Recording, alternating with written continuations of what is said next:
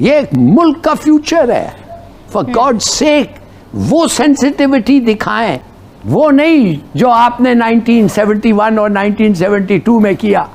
अपने इलाके पर चीनी अतिक्रमण के चलते रूस ने भारत से मदद मांगी है। उसने चीन के 5 मशहूर ट्रैवल व्लॉगर्स को ऐसी लात मारी कि ये सीधे चीन में आकर गिरे।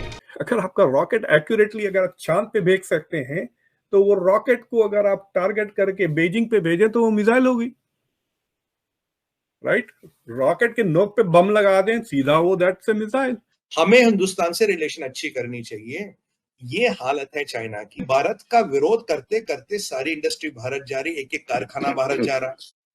सर वो कहते हैं ना, everybody salutes the rising sun. जब आपकी इकोनॉमी का आउटलुक 7-8% के आसपास है, जब आपका व्यापार बढ़ रहा है, जब आप पहले अंडर वेट थे, फिर नॉर्मल वेट थे, अब हेवी वेट आपको घोषित कर गया और चाइना को अंडर वेट घोषित कर दिया गया।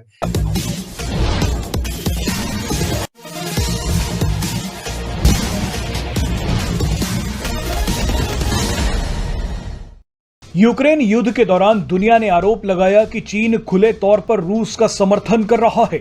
रूस काफी समय से चीनी नागरिकों की हरकतों से परेशान है। रूस के सुदूर पश्चिमी इलाकों में चीन के लोग गैरकानूनी तरीके से आकर बस रहे हैं। चीन रूस के इन इलाकों को अपना बताता है। चीन चुपचाप रूस के इन इलाकों में अपने नागरिकों को भेज यहां पर चीनी आबादी बढ़ा रहा है। कुछ समय पहले चीन ने रूस के इन सीमावर्ती इलाकों का नाम भी बदल दिया था। चीन की मिनिस्ट्री ऑफ नेचुरल रिसोर्सेज ने कुछ समय पहले एक नक्शा जारी किया। इस नक्शे में रूस की 8 जगहों के नाम चीनी भाषा में रख दिए गए। संदेश साफ था कि चीन रूस के 8 इलाकों पर दावा ठोक रहा है। यह ठीक वैसा ही षड्यंत्र है जैसा चीन भारत के साथ करता है। चीन तो अब रूस के एक मशहूर शहर व्लादिवोस्तोक पर भी अपना दावा ठोक रहा है। रूस पहले इस इलाके पर ध्यान नहीं देता था, लेकिन चीन की घुसपैठ के बाद रूस ने भारत से मदद मांग ली है। रूस ने कहा है कि भारत को इस इलाके में निवेश करना चाहिए। भारत ने भी तुरंत मौका लपक लिया है। भारत अब रूस के व्लादिवोस्तोक में एक सैटेलाइट सिटी बना रहा है। भारत इस इलाके में करोड़ों का निवेश भी कर रहा है। अपने इलाके पर चीनी अतिक्रमण के चलते रूस ने भारत से मदद मांगी है। दुनिया के में चाइना के प्रति रेजिमेंट आ रहा है, तो उससे परिस्थिति और भी खराब है। और अभी ये जो अभी आप देखिए हालत यहाँ है कि ये जो अभी चाइना का वाइस प्रीमियर गया था सो कॉल्ड सीपेक का 10 साल को बोला शताब्दी what ever you call it समारोह मनाने पाकिस्तान, उसके सामने बैठ के शहबाज शरीफ कह रहा हमें हिंदुस्तान से रिलेशन अच्छी करनी चाहिए, हमें हिंदुस्तान से रिलेशन अच्छी करनी चाहिए। ये हालत है चाइना की। और आपका शानदार BRI, मैं कहता हूं उसको बिल्ड एंड वो बेल्ट एंड रोड नहीं, build and rob initiative, belt and road नहीं, बिल्ड एंड रॉब इनिशिएटिव, उसमें $1.3 ट्रिलियन आप फंसा चुके हो और उसमें आपको करीब करीब $8 ट्रिलियन और डालना उसको कंप्लीट करने के लिए। वो पैसा कहां से आएगा? 53 ट्रिलियन का आपका क्यूमुलेटिव डेट है, प्रोविंसों का डेट है। भारत का विरोध करते करते सारी इंडस्ट्री भारत जा रही, एक एक कारखाना भारत जा रहा। सर वो कहते हैं ना, everybody salutes the rising sun. जब आपकी इकोनॉमी का आउटलुक 7-8% के आसपास है, जब आपका व्यापार बढ़ रहा है, जब आप पहले अंडर वेट थे, फिर नॉर्मल वेट थे, अब हेवी वेट आपको घोषित कर गया और चाइना को अंडर वेट घोषित कर दिया गया। तो अगर ये चाइना के बैंक लुढ़क गए सर, ये कहां से लड़ेंगे, किससे लड़ेंगे? खाने को पैसा नहीं होगा, ATM से पैसा नहीं मिलेगा, सारी इकोनॉमी रुक जाएगी। मतलब 1200 ब्रांचें बैंक बंद होना बैंक की कोई छोटी बात नहीं है 7 महीने में। ये तो एक बैंक का डाटा, बाकियों की कहां कहानी है। 60% सैलरी कट, 90% तक सैलरी कट था। लेकिन अब अचानक रूस ने दोस्ती को साइड में रखकर चीनी नागरिकों को धक्के देकर भगा दिया है।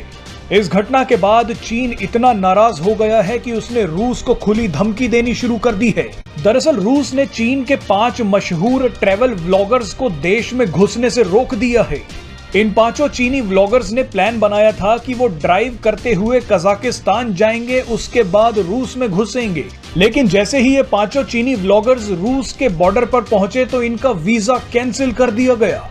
वीजा कैंसिल होते ही इन चीनी व्लॉगर्स ने रूसी अधिकारियों के साथ बदतमीजी शुरू कर दी। ऐठ में जब इन 5 चीनी व्लॉगर्स ने रूसी अधिकारियों को एटीट्यूड दिखाया तो रूस के अधिकारियों ने भी इन्हें ऐसी लात मारी कि ये सीधे चीन में आकर गिरे।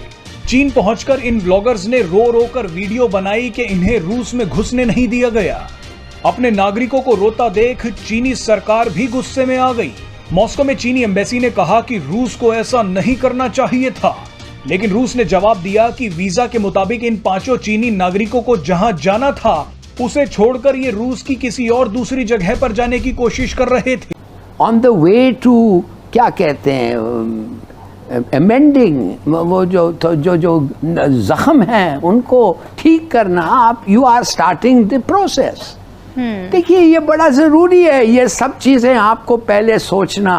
ये वन अपमनशिप का गेम नहीं है, ये पोकर नहीं है, ये एक मुल्क का फ्यूचर है। फॉर गॉड सेक वो सेंसिटिविटी दिखाएं, वो स्किल दिखाएं, वो स्टेटमेंटशिप दिखाएं जो इस वक्त चाहिए हमें। बिल्कुल वो नहीं जो आपने 1971 और 1972 में किया। तो थोड़ा सा इस पे मेरे ख्याल में सबको सोचना चाहिए। अगर आपका रॉकेट एक्यूरेटली अगर आप चांद पे भेज सकते हैं, तो वो रॉकेट को अगर आप टारगेट करके बीजिंग पे भेजें तो वो मिसाइल होगी, राइट? रॉकेट के नोक पे बम लगा दें, सीधा वो that's a missile. So when you perfect this technology, targeting, उसको जीपीएस से गाइड करना, so it contributes to basically defence manufacturing और मैन्युफैक्चरिंग एक्यूरेसी टेक्नोलॉजी, उसमें बहुत प्रोग्रेस होता है, राइट? दूसरी चीज ये है कि India is doing it on a very cheap, मतलब बहुत सस्ता है, $75 मिलियन का है बस। वो अमेरिका सोच भी नहीं सकता to send a rocket to the moon in just $75 million.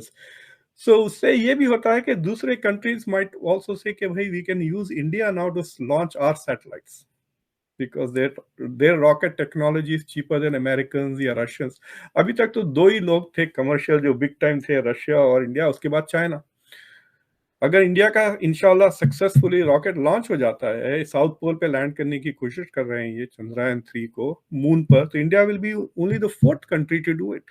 China की कहानी उस दिन ही शुरू हो गई थी जिस दिन पीसीओ-एबी एक्ट डोनाल्ड ट्रंप ने लाया था, तब से उसकी इकोनॉमी का टूटना शुरू हो गया।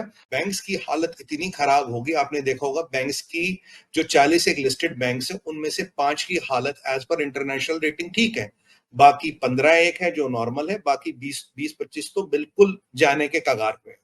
ये इंटरनेशनल एजेंसियों की रेटिंग है। तो चीन का जो बादशाह सलामत था शी जिनपिंग और परेशान हो गया और बेहाल हो गया। अब करूं तो करूं क्या भाई, इकोनॉमी की हालत खराब है, बैंक चल नहीं रहे। इसने एक और पैंतरा किया, इसने कहा भैया तुम लोन बांटना शुरू कर दो, और चाइना ने नोट छापने शुरू कर दिए। सर ये कहीं मीडिया में आपको नहीं मिलेगा, ये बहुत कम मीडिया आउटलेट्स ने कवर किया। चाइना दबा के नोट छाप रहा है कि नोट छापो बांटो, नोट छापो बांटो, इससे काम चलेगा। पहली बात, अगर मैं शंघाई बैंक की आज बात करूं, शंघाई बैंक बहुत बड़ा बैंक है चाइना का, क्या ये कहना झूठ होगा मेरा 1200 ब्रांचें बंद हो गई हैं, 1200 ब्रांचें बंद होगी पिछले 7 महीने में। अभी 7 ही महीने हुए ना इस साल को, 7 महीने में 1200 ब्रांचें बंद होना, आप खुद अंदाजा कीजिए। ये तो बैंकों की हालत है। पोर्ट की हालत हमने देखी है। अभी ये जो 35 से 50 का जो एज ग्रुप है, यहाँ इतनी अनएम्प्लॉयमेंट थी, बेचारों ने फैक्ट्रियां, ये छोटे मोटे रेस्टोरेंट वगैरह खोलने शुरू कर दी, इनकी हालत खराब हो गई। अगर आप देखेंगे उसके ऊपर चाइना पे जो प्रेशर पड़ रहा है, हर तरह से जो प्रेशर पड़ रहा है, भाई तुम कर क्या रहे हो। चाइना में तीसरी त्रासदी अभी हो गई है, अभी बीजिंग में आई है बाढ़ कि पूरा बीजिंग डूब गया। बीजिंग को बचाने के लिए सारा पानी इन्होंने खूबे में छोड़ा। अब आप सोचिए कितना बढ़िया फ्लड मैनेजमेंट था, $6 बिलियन का, कुछ नहीं कर पाया। खूबे में खेत खलियान गांव सब डूब गए, कितने लोग मर गए, कितने लोग जख्मी, कुछ नहीं पता। अनाज का कुछ पता नहीं क्योंकि फूड सरप्लस तो है नहीं, फूड इंपोर्टर है। ये पानी की हालत हो गई, ये बैंक की आपकी हालत हो गई, ये ड्राउट की आपकी हालत हो गई, आपके एक्सपोर्ट गिर रहे हैं, और उस पे आपका ये जो रॉकेट फोर्स है इसका सारा कच्चा चिट्ठा अमेरिका के पास चला गया। अब इसीलिए जो इनका विदेश मंत्री इधर उधर घूम रहा, भाई हमसे व्यापार कर लो, हमसे बिजनेस कर लो, चिप की टेक्नोलॉजी तुम्हारे यहाँ आएगी नहीं, चिप मैन्युफैक्चरिंग का इक्विपमेंट पे तुम पे प्रतिबंध लग गया, और नई नई चीजों पे तुम पे प्रतिबंध लगाने चालू कर दिए। तो यहाँ रियल एस्टेट की हालत खराब, यहाँ बैंक की हालत खराब, यहाँ एयरपोर्ट की हालत खराब, एयरलाइन की हालत खराब, बुलेट ट्रेन की खराब, एक्सपोर्ट खराब, फ्लड, पहले ड्रॉट, खाना है नहीं, बैंकों में पैसा नहीं, 1200 ब्रांचें बंद हो गई, 5 लाख रेस्टोरेंट बंद हो गए, और आपकी 70% चेनें आपकी घाटे में चल रही है। उनकी वैल्यूएशन का मैंने आपको अंदाजा दिया कितने उड़ गए। बहुत जल्दी वो दिन दूर नहीं है, महीनों की बात है, आपको चाइना के बैंक फेल होते नजर आएंगे। और अगर चाइना के बैंक फेल होते नजर आए तो खुद समझिए चाइना का क्या होगा, कितनी अनएम्प्लॉयमेंट है। अब ये जो यंग हमारा 18 से 24-25 साल का वर्ग है, इसमें तो 18% है। 35 से 50 वाले वर्ग में जाएंगे तो 35, 38, 40% अनएम्प्लॉयमेंट की बातें कर रहे हैं। पैसा है नहीं, रेंट, रियल एस्टेट खत्म है, रियल एस्टेट बिक नहीं रहा, लोगों पे आप ये फाइन लगा रहे हैं, उनको अरेस्ट कर रहे हैं। मतलब अगर आप किसी भी पैरामीटर को स्टडी करें इकोनॉमी में, माइक्रो या मैक्रो, तो चाइना की हालत तो बद से बदतर हो रही है। और जो आप अगर हमसे जुड़ा रहना चाहते हैं तो कृपया मेरे चैनल को सब्सक्राइब करें तथा बेल आइकन भी दबा दें ताकि नई वीडियो की जानकारी तुरंत आप तक पहुंच जाए। धन्यवाद। जय हिंद।